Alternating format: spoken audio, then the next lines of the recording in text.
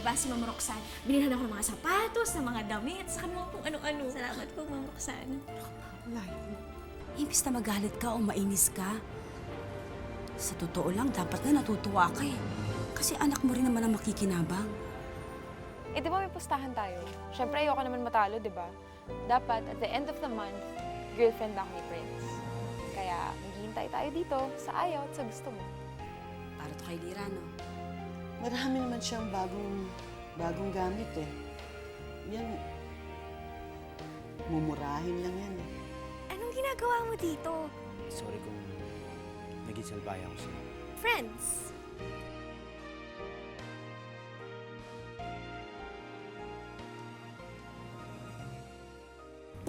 Vanessa, kanina pa tayo nandito. Pwede ba umalis na tayo? Hindi tayo pwedeng umuwi. Alam mo, kaya nasira yung diskarte ko. Ang naiga-naiga mo kasi. Di ba ikaw nagsabing gawin ko to? Tagal-tagal naman kasi. Manimik ka dyan. Dito lang tayo.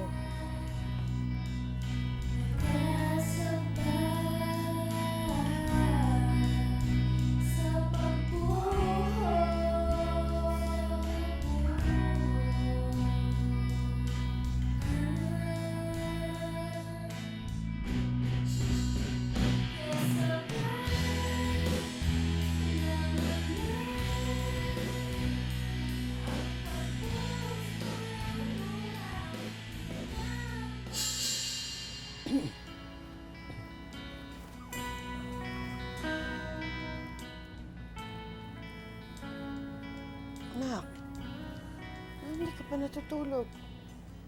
Bakit ganyan ang ngiti mo? Ha? Wala ho, Nay. Masaya lang ho ako kasi dumating si Ma'am Roxanne. Wala lang. Bait niyo ho kasi eh. At saka natutuwa lang ho ako. Sige na, matutulog na ho ako.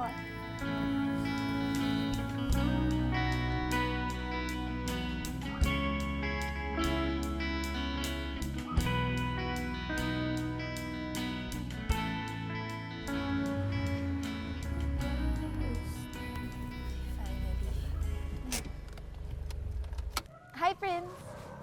Oh. Vanessa, ang ginagawa niyo dito? Actually, kanina pa kami nandito eh. Dinalan ko lang kayo ng mommy mo ng cake. Salamat nag-abala ka pa. Hindi, wala yun. Prince! Actually, wala din kami pupuntahan ni Jillian eh. Tsaka, medyo maaga pa naman. Gusto mo magkwentuhan tayo? Van, nagmamadali kasi ako eh. May kukunin lang ako. Naantay ako nila Joy. Next time na lang.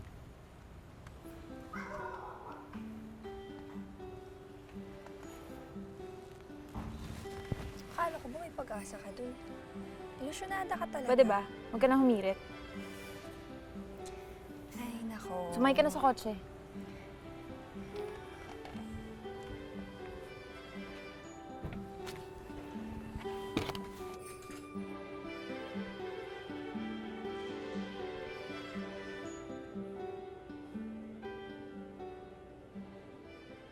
Tatapatin kita, Zen. Gustong-gusto kong dinadalaw at nakikita ang anak mo. Dahil kay Lira, naaalala ko ang anak ko. At dahil sa kanya, para pa rin siyang nabubuhay. Senny, can I have the records of Mrs. David, please? Senny. Uy, Ate Siani, tawag ka ni Doc. Senny, Dok, sorry po, sorry. Ano po yan? yung record ni Mrs. David, Opo. Mrs. David. malalim yata yung iniisip mo. Bakit? May problema ba? Wala po, Dok. Well, yung ano na lang, record na lang ni Mrs. David. Opo.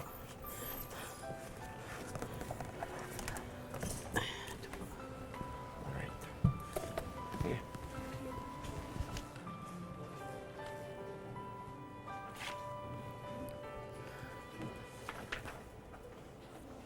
Ano ba to? Pati trabaho ko naaapektuhan na.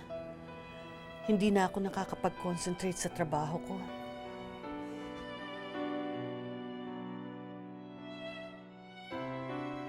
Lagi ko na lang iniisip yung pakikipaglapit ng Roxanne na yun sa anak ko eh. Hindi naman sa pinagdadamot ko si Lira. Kaya lang, Parang masyado na siyang pumapapil sa anak ko. Nakakainis yun, hindi ba? Ay, tama ka dyan, Senny. Pumapapil nga yung babaeng yun. Base sa kwento mo, ha? Alam mo, hindi na tama yan eh. Buti sana kung wala siyang ibang dahilan para makipaglapit kay Lira. Kaso meron eh. Puso pala ng anak niya yung inilipat kay Lira eh. Kaya mas lalong matakot ka.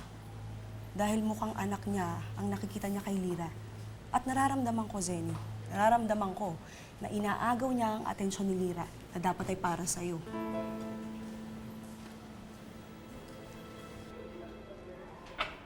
Ate? Ate, may bisita po kayo. Sino?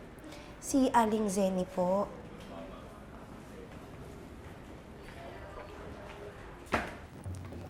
Zenny, mabuti na ba nadalaw ka? Roxanne, magandang araw.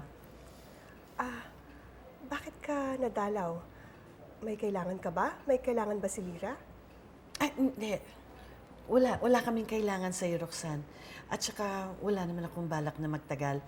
May gusto lang akong sabihin sa'yo. Okay.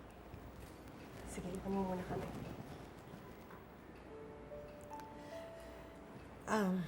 Roxanne, nandito ako para makiusap sana sa'yo na kung pwede sana, na huwag ka na muna magre-regalo sa anak ko. At saka, kung pwede rin sana na huwag ka na muna makikipagkita sa anak ko.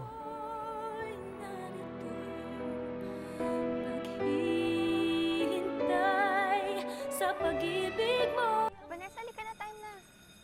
Go ahead, leave me alone. Galit ka ba sa akin? Ano ka ba? Huwag ka na magalit sa akin. Linuloko lang naman kita kagabi. Hindi yun eh. Nainis ako kay Prince. Alam mo, hindi ko maintindihan. Parang okay na lahat eh. Diba, nag-kiss pa kami, tapos okay na after nun. Pero ngayon, ang aloof niya na naman sa akin. Ba't ganun? Malay ko.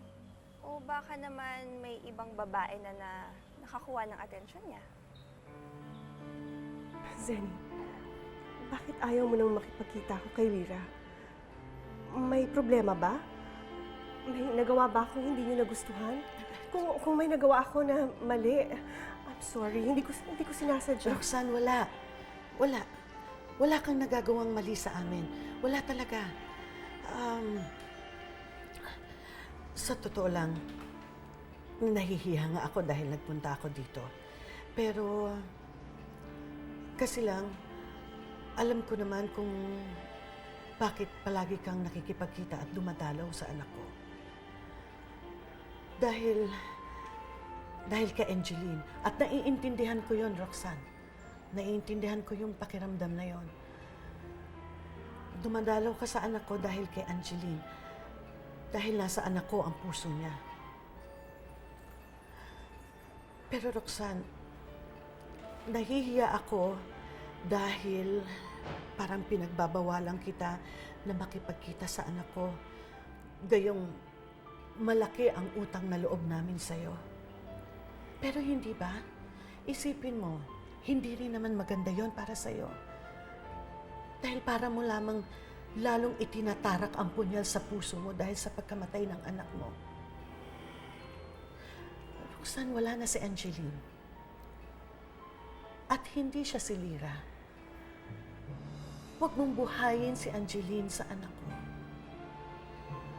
At hindi sa ipinagdadamot ko si Lira. Kaya lang, Roxanne, naaasiwa ako sa sitwasyon natin. Yun. Nasabi ko rin, naaasiwa talaga ako sa sitwasyon natin.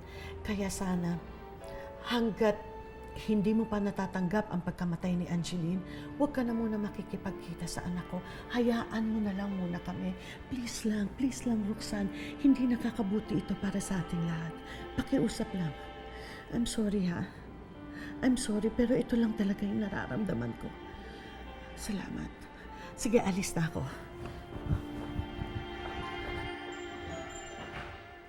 That's possible naman, di ba? Na may nakita ng ibang babae si Prince. Kaya siguro dead man na siya uli sa'yo. Posible yun, Jillian. Kakamatay lang ng kapatid ko, hindi siya kayang palitan ni Prince, okay? Ayan, ikaw na rin nagsabi niya na. Kaya siguro hindi ka niya pinapansin uli. Kasi hindi pa talaga siya handa na palitan yung kapatid mo. Kaya chill ka lang, okay? Kasi makukuha mo din naman si Prince eh. Kaya huwag ka nang umarte dyan, tara na, no? Halika na nga. Na tayo eh.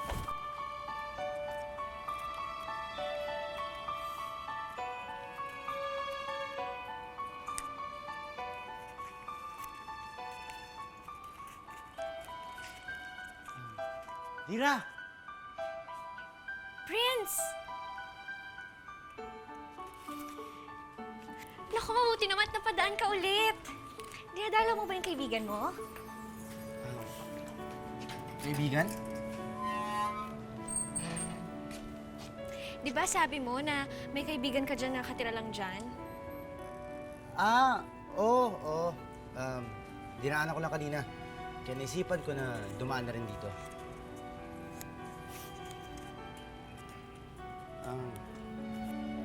Ano yan? Ha? Wala. Ginawa ko lang to. Napaglaruan ko lang yung papel.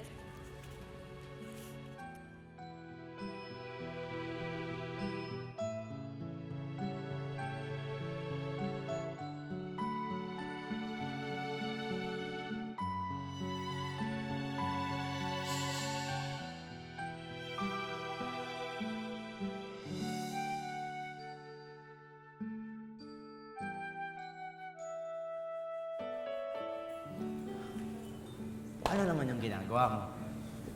Paper flower. Tinuro kanina sa amin ng teacher namin. Cute, no? Aliw eh. Alam mo, basta ikaw yung may gawa, cute talaga. Bolero. O eto, sa'yo na lang. Talaga?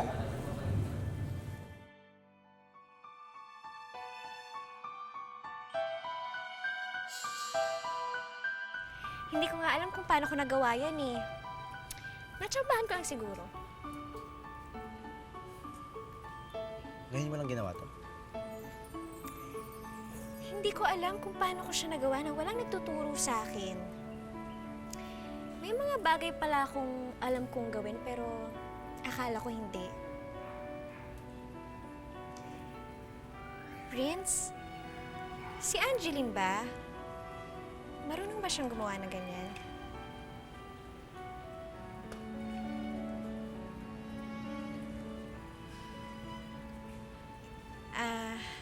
Mukhang hindi.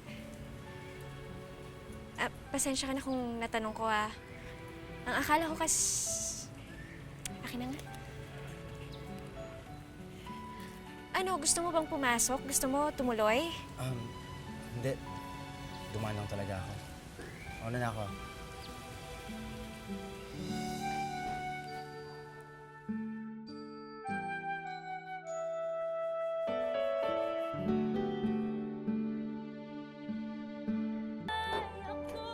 Salamat.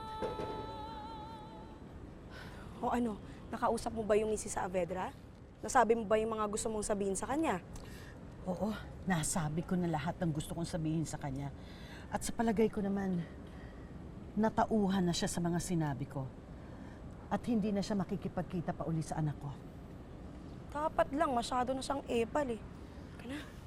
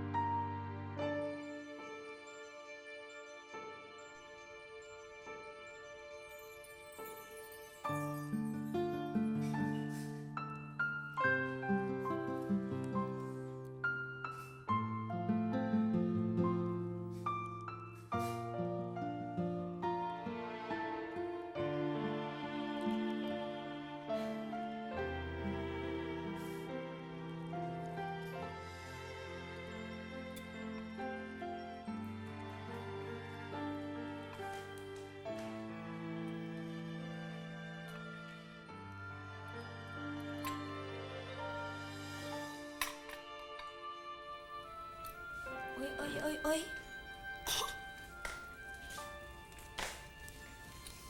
Ano yan? Ho? Ano yan? Ano po, papel ho na ginawa kong bulaklak. Hindi yan. Ano yan? Ano? Yung alin? Ay, ano? Naka-plaster yung ngiti mo dyan, ha? Paano ka ba? Aba, yun naman ang gusto ko. Yung nakangiti ka. Yun ang gusto ko sa inaanak ko. Di ba mas maganda kapag nakangiti ka? Ano naman nagpangiti ngayon sa'yo ngayong araw na ito? Ay, wag mo nga akong ganun. Sagutin mo ako. Ay, kilala mo ako, Lira. Kahit ano pwede mo sabihin sa akin. Sige na. Anong nagpangiti sa'yo ngayong araw na ito? Kasi po, Ninang. Sandali lang. Alam ko na. Ako manuhula. Siguro. Kausap mo si Dennis. No? Ay, ano? Sabi ko na nga ba, meron kayong something with Ano? Dennis. Ninang, bakit naman si Dennis naisip nyo? Hindi naman ako kikiligin doon kahit tumawag yun sa akin. Kaibigan ko lang si Dennis, kaya bakit naman ako kikiligin doon? Basta hindi si Dennis yung nakausap ko, kaya ako ganito. Sino? Naiya ako eh. Sige, huwag mo na sabihin. Bullshit. Hindi nga, sino nga? Si Prince. Ah, Kasi Ninang, nakita ko siya dun sa labas kanina. Tapos, kinausap niya ako. Tapos, wala. Masaya lang ako kasi parang ang bait niya sa akin.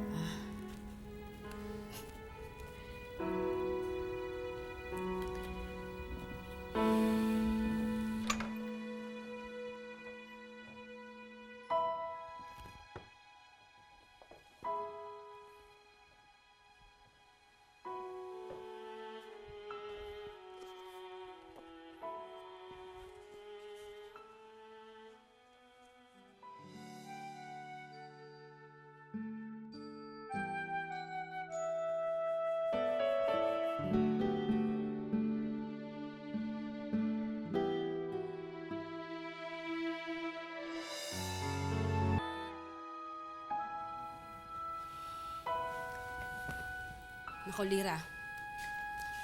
Masyado yatang nahuhulog ang loob mo dun sa prince na yon.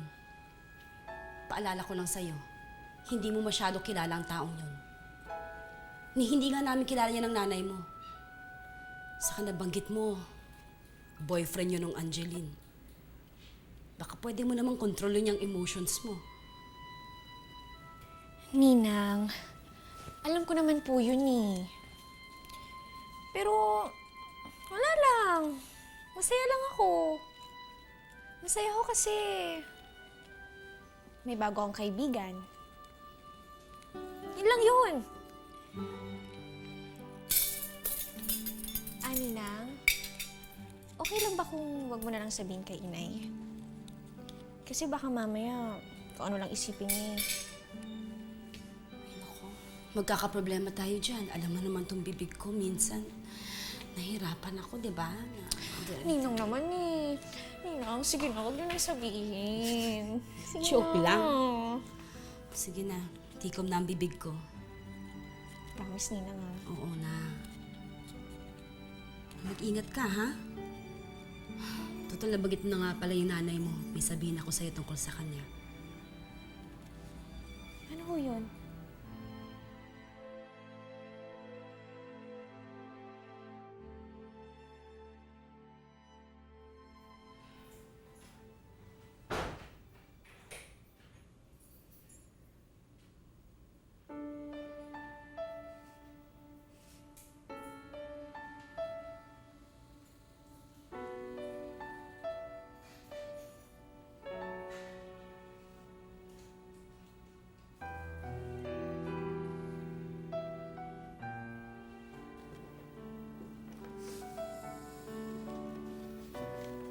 Inay? Bakit hindi mo pa itinatabi itong mga binigay sa'yo ni Roxanne? Mamahalin ng mga ito. Sayang naman, dapat ingatan mo.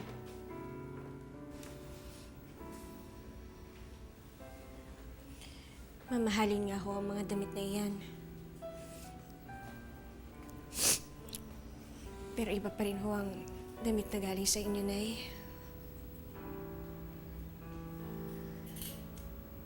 Dahil alam ko kung galingin sa puso niyo.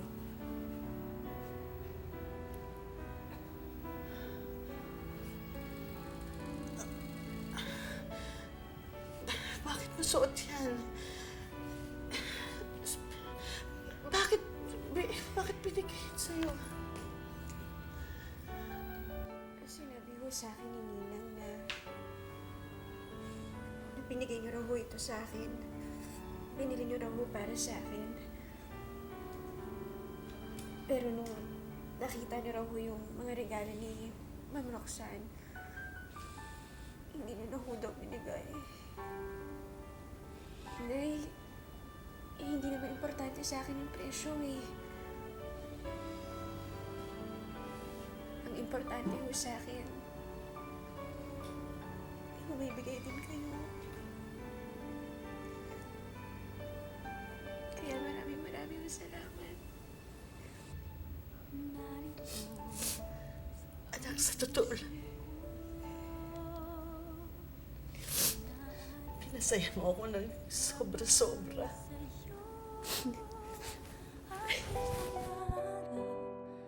Kahit saglit, ang ikaw at ako'y magkapiling. Minsan pang makita ka,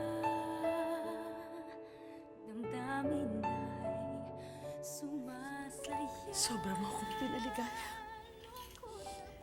Dahil ngayon, alam ko na kahit na anong mangyari, akin ka lang. Akin ka lang.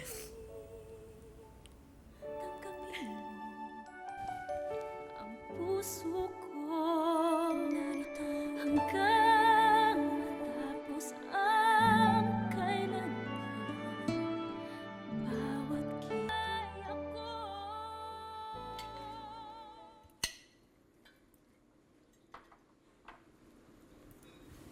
Han, bakit hindi ka kumakain? Are you on a diet? Wala lang akong ganang kumain. Ako ma, have something. Baka manghina kayo niyan.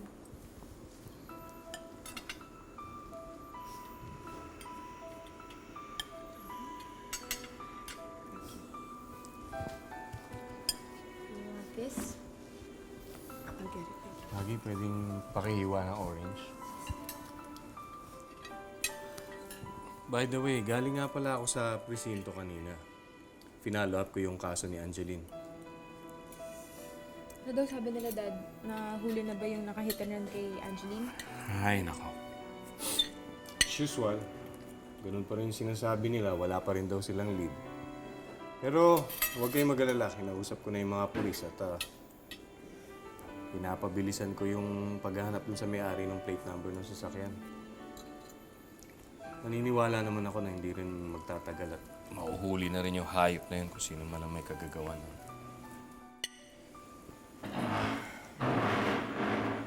Han, what's wrong? I'm sorry. Masama lang talaga ang pakiramdam ko. I have to rest.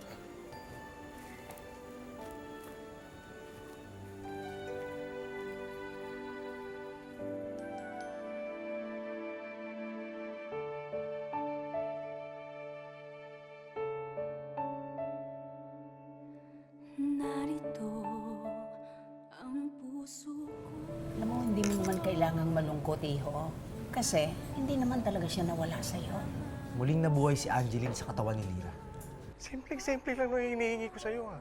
Na huwag mo lang pagbawalan ng asawa kong makipagkita kay Lira. Naman, may point naman si Sir Leo. Talagang utang naman natin ang buhay ni Lira sa kanila.